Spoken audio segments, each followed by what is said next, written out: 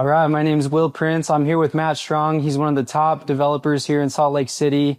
Has a bunch of different experience doing all kinds of projects. I'm here today to ask him about this project, Quincy Townhomes in Millcreek, Utah.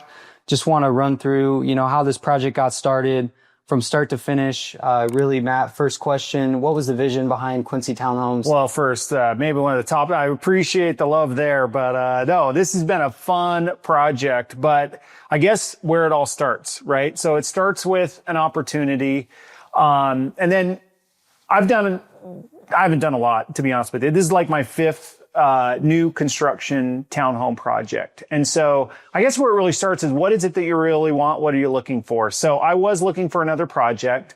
And then we've talked in other videos about how do you go find them? Are you going direct to seller? Are you looking for opportunities on the MLS or maybe more low-hanging fruit? Or are you networking and waiting for other people to maybe bring you an opportunity? And this was the latter. So I had a friend that I've known, another real estate guy, a broker in the area. He reached out and said, hey, we got this land tied up. We've got another project adjacent to it. Would you be interested? And that's where it really all started, was the offering of an opportunity off market to buy the land and then work through the details of like what is even possible to put on here. And yeah, that's where it really started. So the way I got involved was relationships, relationships and networking, and people knew that I was doing townhome projects. I'm involved in development, on a smaller scale. And I've done a lot of different projects. And so it's like, well, here's an opportunity. So let's start with when they brought you the deal. How did you even know that it was a deal? What was here before? How did you know you could turn it into something? Just starting with the dirt on this project. No, that's a great question. So, in real estate, the value of land, and in this case, there was an old service station here on the property. And historically, it was actually a gas station. And then it became this wasn't a Jiffy Lube. It was local mom and pops, like service station, oil changes, brakes, whatever, so that useful life had ended because it's an acre here in a developing part of Millcreek. The zoning. So the first thing, the land is only worth what you can put on it. And in order to know what you can put on land or how you can develop it, you need to understand the local zoning ordinances and zoning code. So, for example, if this area was zoned agricultural land for an acre in Millcreek, it would be worth a fraction of the value versus if it was zoned for what we have here, which is commercial. It was like the CU zone, so commercial, but you could also put multifamily or residential. Mixed-use zone, yeah. Mixed-use zone. So what that allowed us to do after doing our, basic analysis and talking with the city is based on the current zoning, it would allow us to change what historically had been a service station into 20 townhomes. So the land was worth more because of what you could put on it. It's worth less based on what you could put on it. And zoning, the local zoning dictates that. So that's where the zoning is so important. And so this was already zoned to allow for that, right? There are cases where if it's not zoned the way you want, you can petition or apply for what's called a rezone. Those are not typically as easy to do. And so a lot of times developers, if it's already zoned, that's a great shortcut, I guess, because then what that means is the city has dictated certain requirements that if the developer adheres to, really, in a way, there's nothing any neighbors or the community can do to stop that because it's already in the plan for the city. Right. That is what could be on there. Now, this could have stayed a service station for 50 more years. But there was an opportunity for the seller because they knew that they'd get more value out of their property with somebody knowing that there's a more dense, there's a higher yield that could happen on the land versus just a service station. Yeah, that makes sense. So talk me through, now you've identified, what you can do with the property. What's that first kind of interaction like with the city, working with them? with a mixed use project, right, there's all kinds of things you could propose to them. So how did you settle upon the plan that you ultimately did for Yeah. So there's the concept of who, not how that's been popular. Ben Hardy and Dan Sullivan kind of did a book on that, who, not how. And this project, from my standpoint, was a total who, not how. So in this case, like, yeah, I understand the city. I understand how the city works, but that's really not my skill set. But my architect that I've done other deals with, Jared, that's his skill set. Yeah. So that's where, with him in the lead and him having the expertise to interpret the zoning code and then put that on, I mean, we have a rendering here right now of the 3D version of the site plan that was done. Like, this is what we started to envision. And this was like our third or fourth or fifth revision based on interaction with the city, saying, hey, based on your code, does this look like it fits what it needs? And just high level, you need to make sure there's the parking requirements for the number of units you're doing is adequately covered. There's usually landscaping and open space requirement. There's issues that need to be figured out with, like, the fire turnaround and fire access. So every site is so specific because it's not only just the zoning that will allow you to do what you want to do on the property, but you also got to consider how far away is electrical, utilities, water. Is the water line already big enough? Would you have to resize the water? And what that ultimately does is that will affect how much you can pay for the land. If you could get, say, 20 townhomes on here, and it seems like a really good price, but you're having to pull water from a mile down the road, that extra water line needs to be factored into your cost of your land, and then it might not make sense. So you got to dig a little deeper past the zoning, and this is kind of what you're asking, is like that next step, once you've identified that, yes, it looks like you could put this many units. And to kind of pause, at the same time, what we're doing is reverse engineering it and going, okay, if you could put this many units on here, what would the finished value of these units be worth based off of market comparisons and market data? What then would it cost to build them? What then would it cost for hard costs? And we're going to talk about this in a minute. What then would the soft costs be? What kind of margin or profit do you need to have in there? Then what would the land be? And then you can figure out, oh, is this worth paying X amount of price for the land based on, is it feasible on the back end that you'll achieve that value when you're done with it?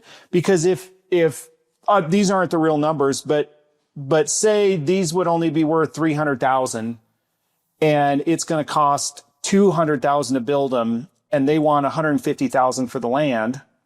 Obviously that's not going to make sense.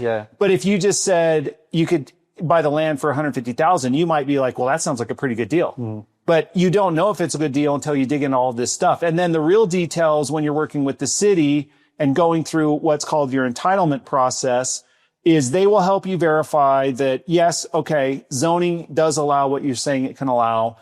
Okay, the local fire department, they agree that based on this site plan, they'll be able to get fire trucks in here. The utility companies will say, yep, there's water, sewer, electrical, close enough by that you can tap into it.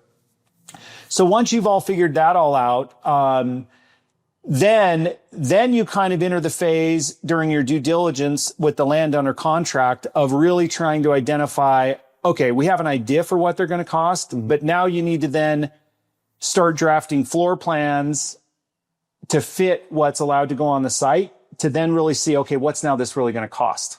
Okay, I have another question with that. So from the time that the opportunity was brought to you until getting these approvals from the city, how long did that take? That's a great question. Some of this depends on how quickly the people that you're hiring and working with. And this entitlement process can take quite a while because you're depending on so many different people to give feedback for the same project. For example, hire an architect. Then you need to hire a civil engineer to help a surveyor. In this case, you also need to test the soils, because there was a service station on here. So you need to test to make sure there's not leaking petroleum or oil. So those are what's called third-party reports, like a phase 1, phase 2.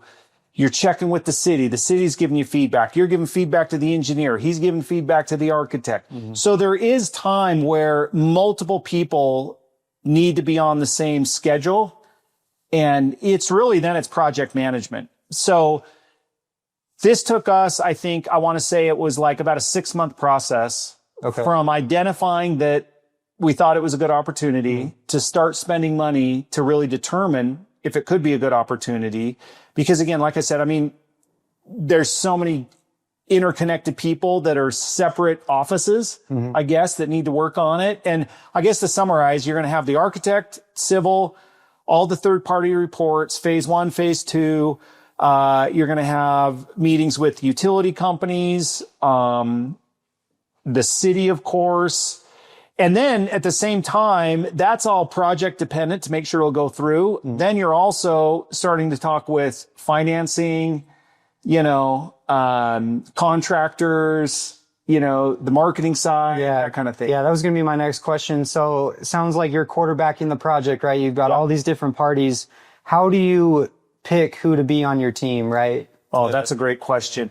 Yeah, like experienced people that have done this before, that have a proven track record, they are the best ones to work with because they've already gone down the road and been to the other side.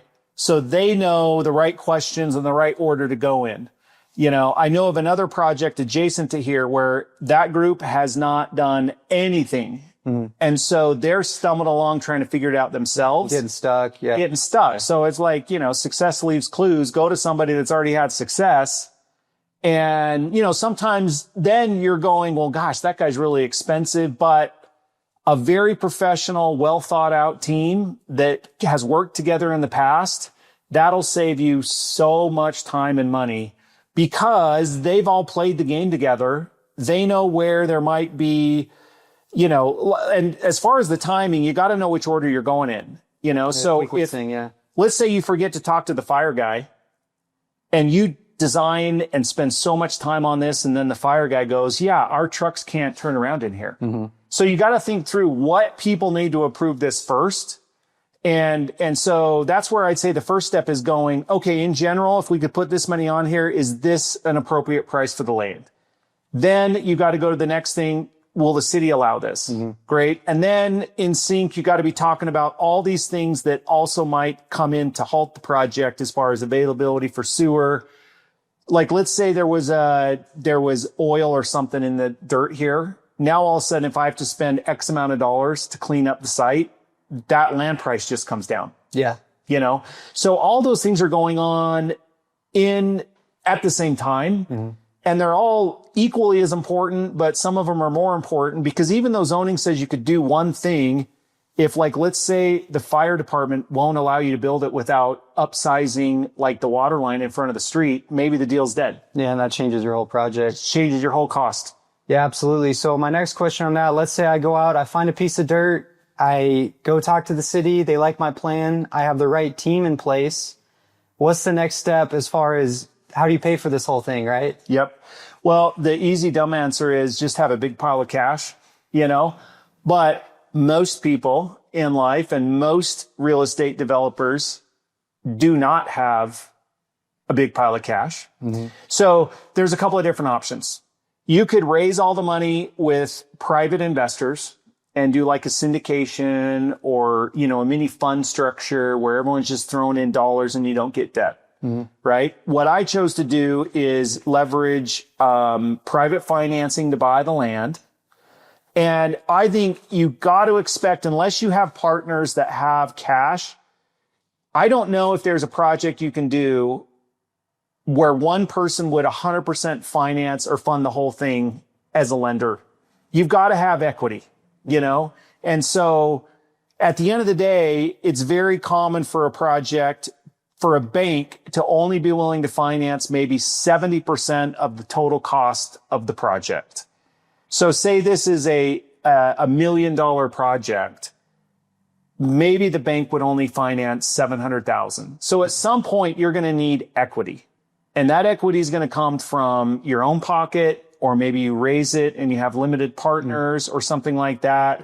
But basically the takedown stage of financing is you're going to have a land purchase. Then you're going to have, and we're going to talk about it here in a second, a bulk of soft costs. You're going to have the hard costs, which is the building part. And so you're going to need to buy the land, most people won't finance the soft costs, but then you're going to also need to finance the construction, which is the hard costs. So that could come, like I said, in this case, a local credit union did the financing, depending on the size of the project. For local developments that are maybe smaller like this, I think your best bets are like a local community bank or a local credit union. Or you might be able to find, private financing or a hybrid hard money, financing, to do something like this. But you're going to have some skin in the game. I guess there's an exception to that is if you just completely stole the land, somehow, and the bank will value that built-in equity of the land. But to validate this, they're having third-party appraisals at every stage to value the land and then double check your construction budget and then double check, the comps. But ultimately, at the end of the day, the quick answer to your question is most likely you're going to need to get a construction loan or a land loan that converts to a construction loan, or you're going to need to pay for the land yourself or raise money from a group of people to pay for the land, because you will ultimately need 30 to 35, maybe 40% of your own or someone else's cash in the deal that can be subordinated or separate from a first position construction loan. We've talked about finding the deal. We've talked about how to evaluate the deal with the city, working with different parties to see what you can do with the site, what you can't do with the site. Just the specifics of actually this project, right? Like what it takes. How to take it from a concept on paper. Yeah, how to actualize the vision of the project. And so my next step would be, let's say I've got it all lined up. I've got the dirt. Everyone's telling me it's a good deal. I've talked to all these different parties, the city, they love my project. I've got financing lined up with the bank. They double checked all my numbers. They like what they're seeing from me there. As far as construction goes, actually turning this from what it was to what it is now, what does that process look like? And what are some of the challenges or some of the things that you learned along the way to actualize this vision? Yeah. And again, there it goes back to who, not how. You want to work with somebody that has built townhomes before, or the product that you're building. Ideally, you want to work with someone that's already built those before, because they obviously would have relationships with subcontractors. They'd know things to look out for as far as connecting the sewer, the utilities from the street to the site. And so those are so important because your project could die or really do well, so I guess the backup is we've now gotten approvals from the city. We've gotten our preliminary plat. We've got our recorded plat, which that means is the city's saying what you envision to do. We now legally have given you permission. So now we've turned what was one parcel into 20 parcels. Yes. So on paper, now there's 20 lots here that now need to be built. And along the way, we've worked with the architect. We've designed the floor plans. So this first step before engaging with a builder is with your architect and designer to have a very clear vision of what you expect every single finish to end up with. Okay. Meaning, what are the roofs going to be made of? What are the sides of the project going to be made of? What is the paint color? What are the door styles? What is the hardware? What are the windows? What is the floor? What are the cabinets? Why? Because you want to give a very accurate description and renderings and plans to a contractor so he can accurately bid out what it's going to cost. So usually they call that the specs, the plans. They need the plans and the specs so they know what they're going to build. If they don't know what they're going to build, they can't give you an accurate price. So you got to do a lot of thinking up front at that point, and you're naturally doing this along the way. And if you're working with people that have helped in the past, they're naturally guiding you and telling you this is what you need to look for. The most disastrous way to do this would be, let's go. Let's start building, start putting concrete there. Let's start building foundations. Hey, what are you putting on the exterior? I don't know. Give me a minute to find out. No, you got to have that all nailed down and spec'd to a very high level of accuracy. What is this paint color? What is that MDF? What size trim? What style of doors? What grade of windows? What quality of tile? Where, you got to have that all. So then a really qualified contractor can put that through his bid desk. And then what the builder's going to do And if you're doing it right, you're going to do this process simultaneously with like 2 or 3 builders because, not everybody operates the same way, just like anything. Some are going to be good, better, or best. Even though just because one guy says, I build townhomes, I'm a general contractor, that doesn't mean that he actually knows what he's doing. So some of this vetting is to vet through the process of the bid process to just really see if your builder knows what they're doing. Obviously, you're going to get referrals. Look at other projects they've done. Talk to other owners and banks that have worked with this builder just to see if they're reputable. At some level too, you got to get along with these people because depending on how long the project is, you're going to be working with them daily, weekly for a year, maybe 2 years. So, and then on the flip side, they're also going to be vetting you. They're going to make sure that you've got an approved project with the city, that, everything's entitled the right way. You've got the right, approvals with the city. They're going to make sure you got financing. A builder would be crazy to say yes if they just thought you'd figure out a way to pay for it. They're going to want to make sure that you got a solid backing financially. So at this process, there's a little bit of give and take. You're both kind of evaluating each other like, okay, do I really want to work with this guy?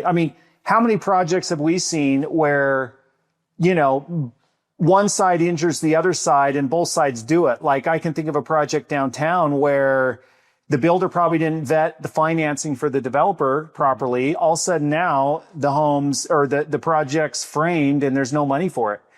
The builder's committed and hired subs to build it, but then there's no money to pay them. The subs then file liens. All of a sudden it's a big lawsuit and everybody's stuck and everybody loses. It's like that other project you mentioned potentially, right? Where people get stuck along the way because they didn't pick the right teammates, to pick the right teammates. Or on the flip side, say you've got a builder and owner that like actually does have the money and the money to fund it.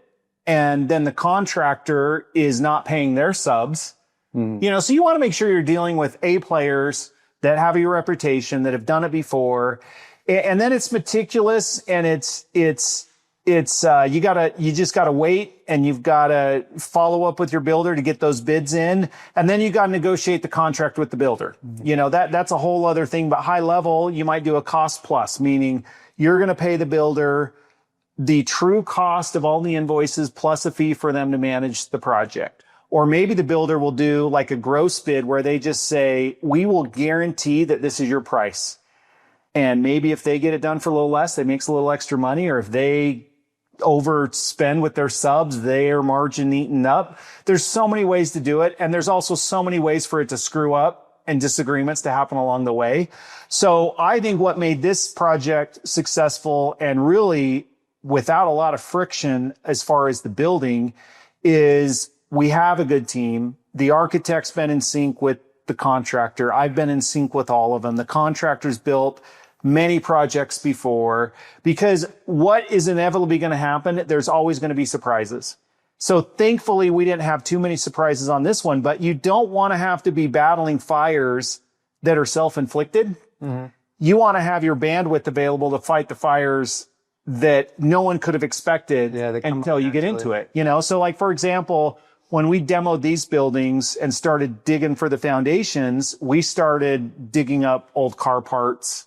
Oh, wow. Okay. And, because this place it's just fascinating what can happen on a site over the years where, tires, axles, frames, and there was also some, oil that hadn't been found in the phase 1, phase 2. So that was a surprise. And that ended up being a fairly significant cost surprise because now we had to over excavate, haul off material. But if I didn't have a good team that I trusted, now all of a sudden I'm probably fighting with the contractor, and then they're fighting with the excavator and we're all fighting because we didn't want this unexpected cost. But if all we're dealing with, and so that is another thing is you got to have a contingency in your budget because things are going to come up that you're not planning for, and then along the way, there's things that come up that are change orders, even as detailed as you are.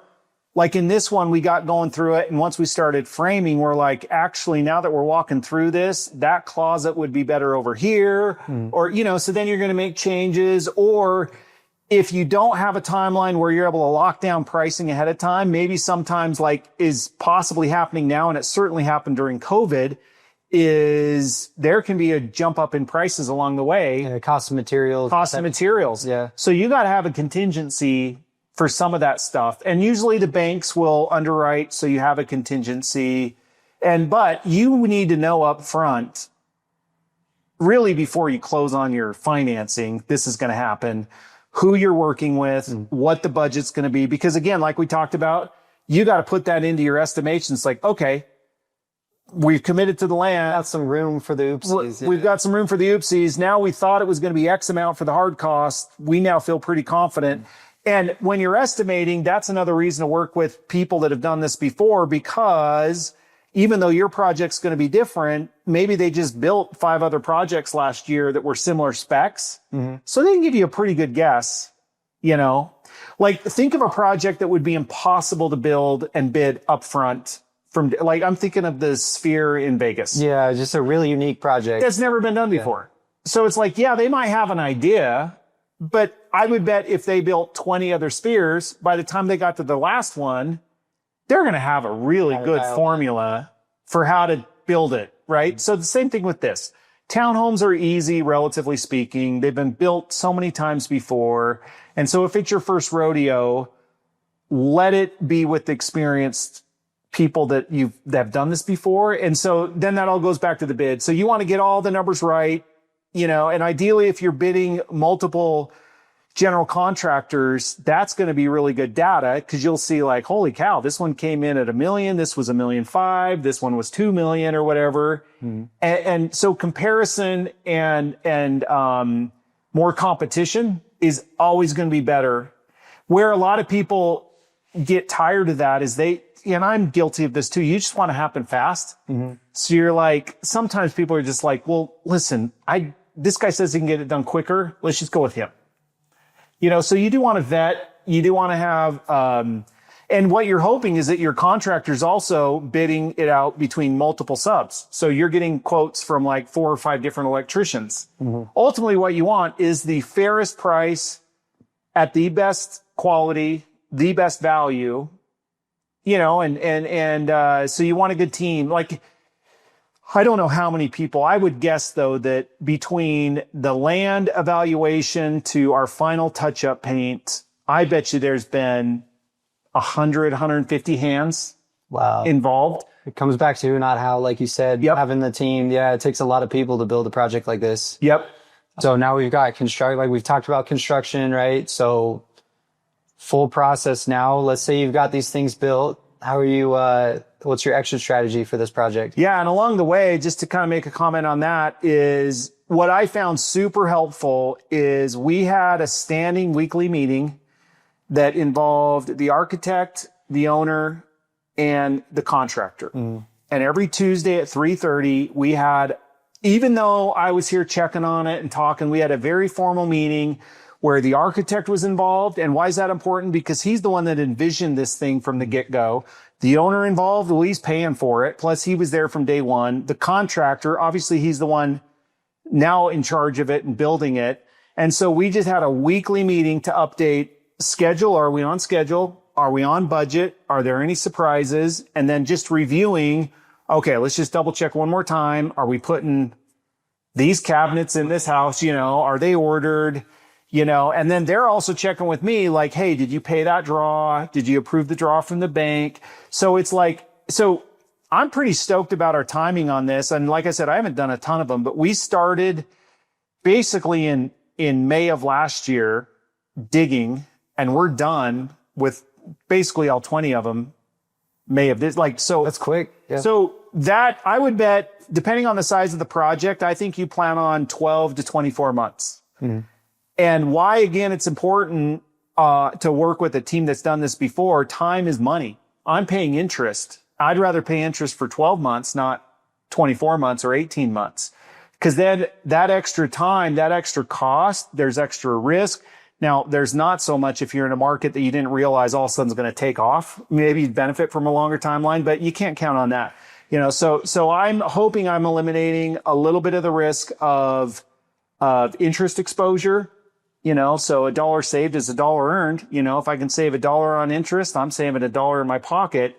So that was been the cadence. And then we get to the point where they're getting finished, which is exciting. So what's my plan on these? I did put this land under contract before rates changed. And so at that time, any option looked viable. These looked great to keep as rentals because interest rates were low.